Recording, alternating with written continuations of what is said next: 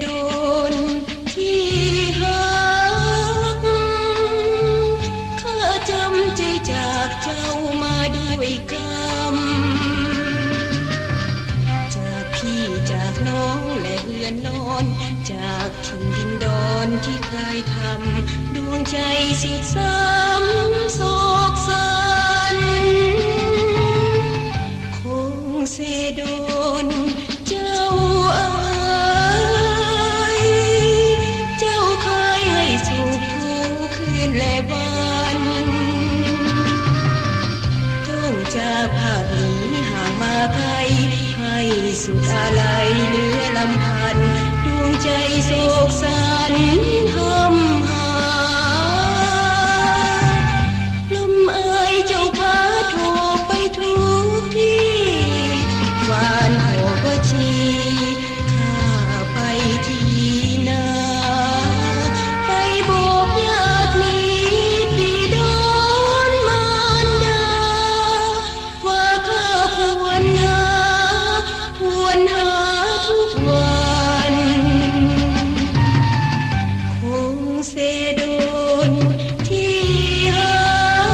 กทั้งตัวจะจากใจข้าผูกพันบ่ลืมถิ่นฐานคงเสโดนจะอยู่สุขล้นที่ใดกันบ่เหมือนสวรรค์คงเสโดน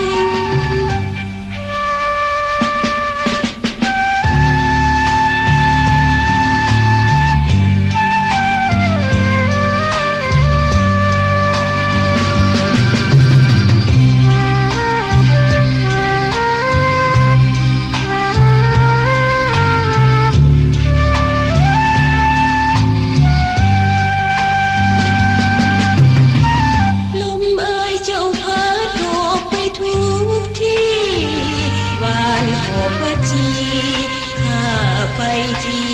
นาไปบอกญาติมิตรบิดามารดาว่าข้าควรหาทุกวันคงเสโด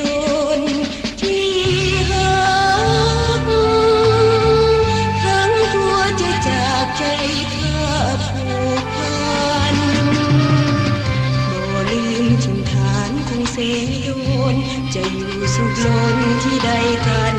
บ่เหมือนสวรรค์